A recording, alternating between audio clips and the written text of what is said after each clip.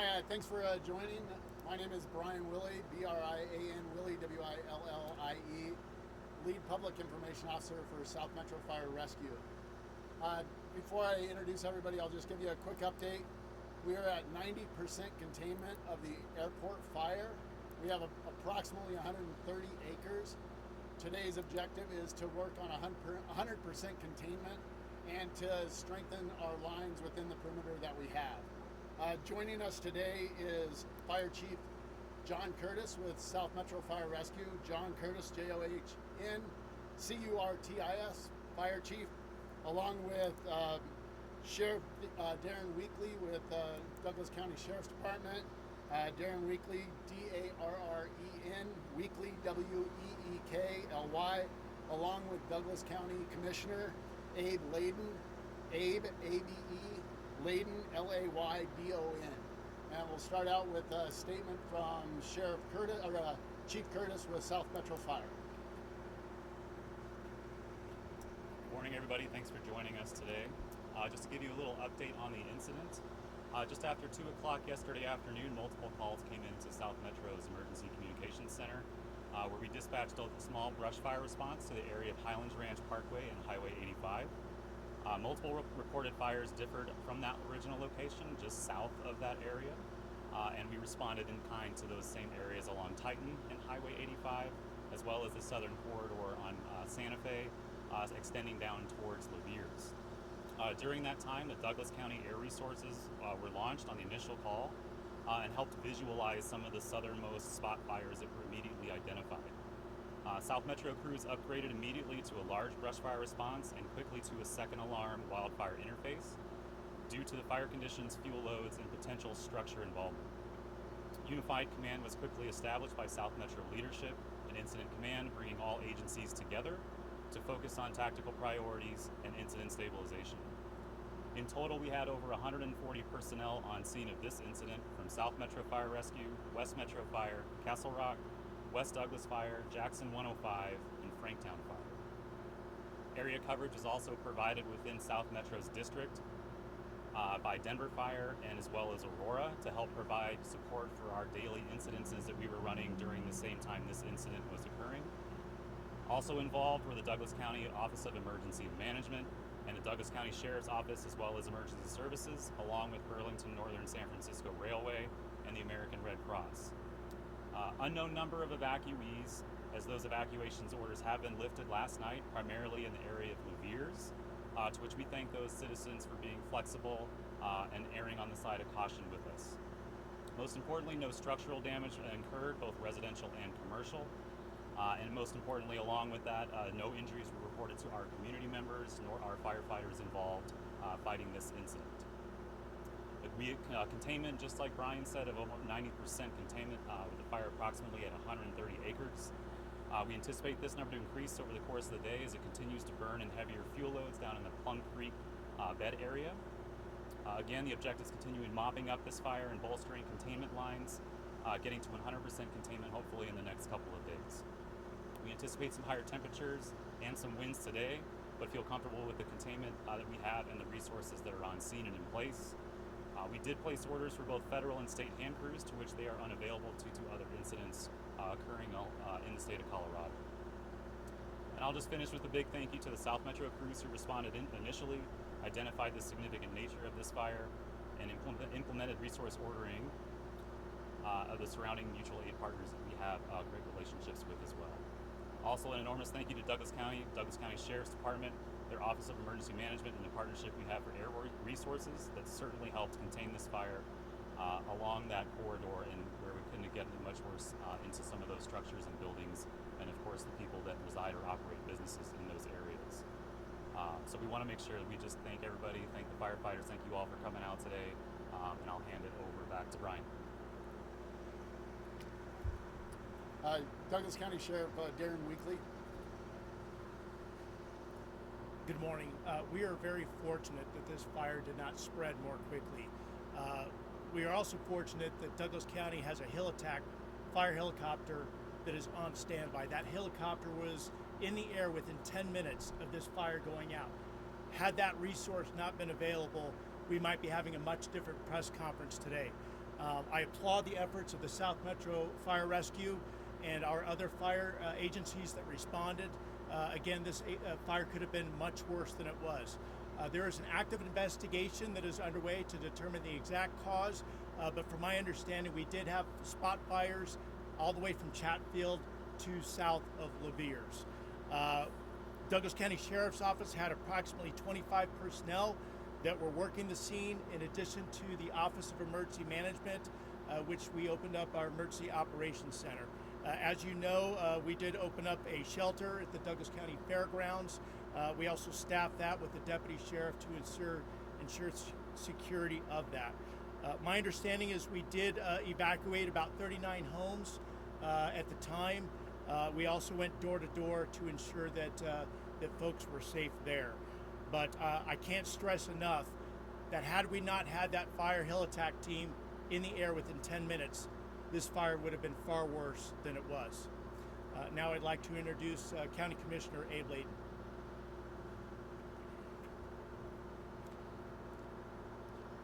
Thank you. Good afternoon, everybody. First of all, I'd like to thank really the men and women in fire protection, all of the fire professionals, South Metro Fire, the Sheriff's Office, Emergency Management, and absolutely the Douglas County Hell Attack Team. The Sheriff stated it very well. This is exactly when preparation meets the possibility of a threat to our community, and that's exactly what happened. For years, as the Wildfire Action Collaborative, we have been dedicated to making sure that we have year-round dedicated hell attack support for our county. That's significant for many reasons, not only public safety, but obviously for the ability for businesses and citizens to get property insurance. It's an air quality issue.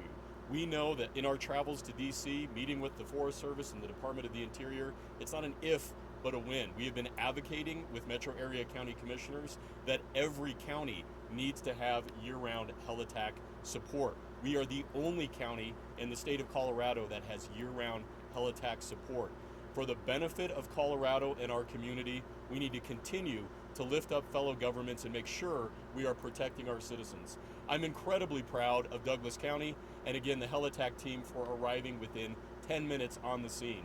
The sheriff said it accurately that this could have been catastrophic and decimate people, pets, property, and structures for years to come. So again, tremendous thanks for the men and women in fire protection, and really pleased to have this nearly contained. Thank you. And just a little bit of a follow-up with the hell attack that we have. We work closely side by side with training with the hell attack, and as what we were doing there, we were doing a direct fill. So the helicopter was actually based out of its base, and we were there as well. We would, as it would land, we would fill it right there, 300 gallons of water out of one of our trucks, and then it would take off. And it was able to make drops about every 5 minutes because of its closeness and the training that South Metro Fire has with that hell attack. And so we do train every year with that helicopter and doing direct fills right there with the helicopter. Now we'll open it up to any questions that you may have. Again, the cause is undetermined and under investigation.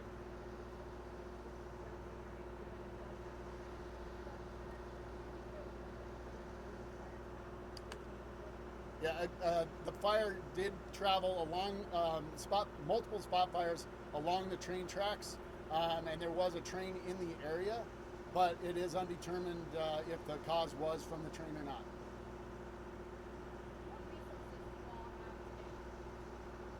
I'm going to let our wildland incident chief Ted Christopoulos talk about that. I didn't hear the question, but good morning, Battalion Chief Ted Christopoulos, TEDCHRISTOPOULOS, South Metro Fire Rescue, Wildland Operations Chief for the incident, and I did not hear the question. Yes, absolutely. So today, overnight, South Metro had resources out. Today we brought a fresh task force out with task force leader supervisor. So that's what South Metro brought, and a water tender for water support. We have Douglas County OEM helitack module out there working alongside of a Department of Fire Prevention and Control, state of Colorado. Another SAW module working with OEM resources, and we're also using the helicopter right now as we speak. Talk about how many involved with the task force. Oh yes, so we have 5 engines and a supervisor is what a task force is. How long, a question about the helicopter, how long have you had the helitack force and how much does it cost? Thanks, Vicente. Appreciate that question. $1.8 million was the contribution that Douglas County made to our helitack team to not only make sure that it's local, right off of Moore Road, but year-round. So we do have that contract even during the off years. I would remind everyone that fire season is January 1st through December 31st. The Marshall Fire was late December. We all tend to have short memories when it comes to wildfires. Once again, we're here. Being proactive and ahead of the game is significant. We've had that program in place for the last 3 years, and we're continuing to reinforce that with professionals from the state and the feds, as well as our local wildfire Is professionals. that 1.8 million every year? $1.8 million was the investment year-round for aerial support, including that dedicated helitack team. Yep. Where Douglas County stands when it comes to wildfire response. I mean, we've lauded in the past that Douglas County is the best when it comes to wildfire response. You want to build on that now that we have the camera? Yeah, Noah, thanks for that question. And candidly, the state's Firehawk was not available, right? So for any county that could have faced a situation like this, if you don't have a helicopter, you're dead in the water, right? So the importance of public safety in our community is paramount. People often ask, why is Douglas County so prosperous? It's because we invest more in public safety than any other county in the state. And wildfire protection is the #1 potential threat facing our community. Again, that map shows that California and Colorado, we are the hottest, the brightest, and the reddest in the nation. So again, reinforcing that need to focus on wildfire mitigation. For the rest of Colorado right now, there's wildfires bursting out. I got us from even. Yeah. How should the rest of Colorado take it? Not just the helitack team, Yeah. but the response times to South Metro Fire Rescue and other agencies that have responded? That's a great question. And citizens play such a crucial role. We also have an in-kind match where people can mitigate their densely wooded areas in their properties, and the county provides a 50% match. So again, not having kindling on your property, again, Douglas County is 51% open space. So for citizens to go out and mitigate that gamble oak in and around their property, I would encourage other counties to provide that kind of matching grant for their citizens that might be, cash poor but property rich, again, to prevent the threat of wildfires. Yeah.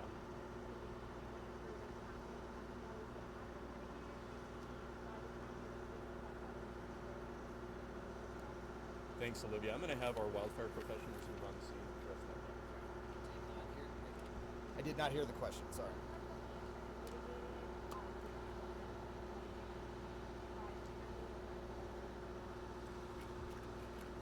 That I can't unequivocally answer. Douglas County might, but most of it is not. I mean, around that Plum Creek area is what we call a riparian area. So we basically leave that alone and try not to do anything in there. But the hazard of that, though, is the cottonwood trees and the grass that grows out of there. So I don't want to speak for Douglas County on what projects they've done in there, because I know they're out in the community in open space doing projects, so that's probably happened. But the areas that we were fighting fire yesterday had not been mitigated.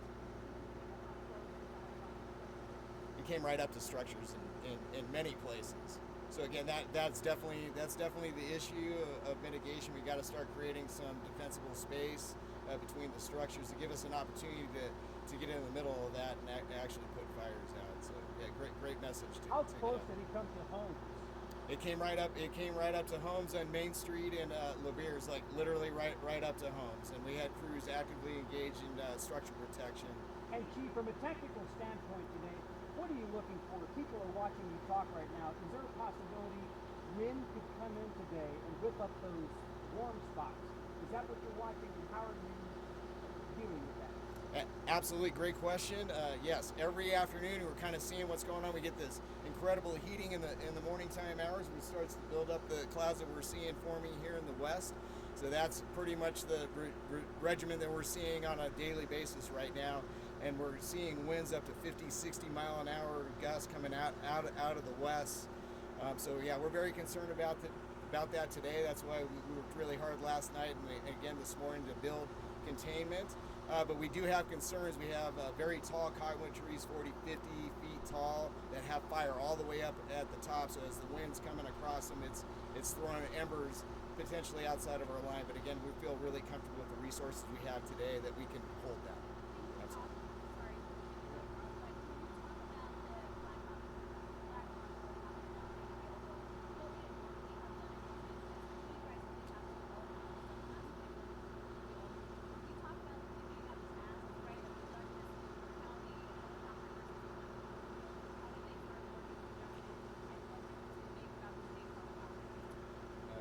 Great question.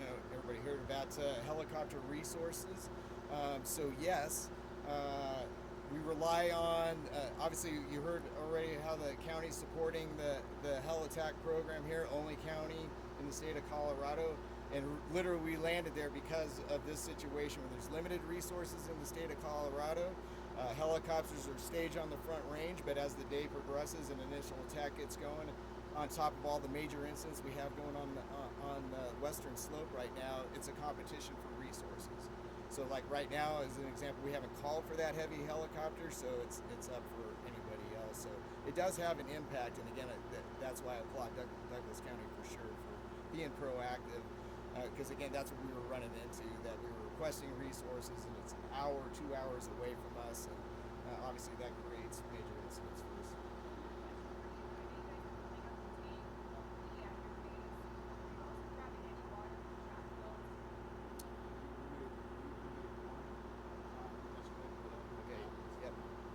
So yeah, so we made one pool out at Chatfield Reservoir. Obviously, with recreation going on Sunday, we're impacting that. So we had other abilities, and frankly, what ended up happening is the short turnaround time from the helibase to the fire was more advantageous for us to land the helicopter, pump 300 gallons of water, and put it back in the air. So really short turnaround time. So how many helicopters? Are we talking about one that were over this fire? Yeah, we ended up with Douglas County's helicopter, Forest Service contracted helicopter that we pulled all the way from the western slope. So it came literally all the way across here, and then an aerial helicopter supervisor. So we had a helicopter supervisor, the Douglas County helicopter, and then a federal Type 1 helicopter, Skycrane. So 2 aircraft. We had 2 helicopters and so really 3 aircraft. If you count the supervisor that was flying above, everybody kind of coordinating the helicopters. But 2 were dropping. Yes, two were dropping water. Within those 10 minutes, what's happening? How much water is the helicopter picking up? How much is it dumping per round? When you get that call, what's that timeline looking like for 10 minutes? There's a sense of urgency. Our dispatch center is immediately notifying that hill attack team they need to prepare and they need to get in the air. Yesterday alone, on day 1 of the fire, they dropped 26,400 gallons of water. And that's just the Douglas County helicopter. And that was 88 tank loads of water. You can imagine how bad this would have been had that resource not been immediately available. And again, I need to stress the state resource was not available in the metro area. The state of Colorado needs to do a better job. There is nothing more important in government. The most important role of government is public safety. And so the state of Colorado, as the commissioner mentioned, is a hotspot for wildfires. So how we don't have a helicopter ready to go and on standby in the Denver metro area is beyond me. And I'm just grateful, and our citizens in Douglas County should be grateful that our commissioners are willing to make that investment for public safety in Douglas County. You can imagine the millions of dollars in property values that are potentially lost in minutes, because that resource wasn't available. Fortunately for Douglas County, that's not the case. Sheriff, does that helicopter have a video system on it? Pardon me, you put that out and I haven't seen it, but is that your helicopter that's contracted? have a video system that shows what it's doing from the air? I know they have video available. I'm not sure what is available to you, but I'm sure our PIO can connect you with that. Can you help us get that as soon as possible? Yes. Okay. Thank you. Any other questions? Awesome. All right, thank you all for joining us. At this time, we don't have another press conference scheduled. If you pay attention to both Douglas County Sheriff and South Metro Fire Rescue X accounts and social media accounts, we will update as needed from there. Thank you.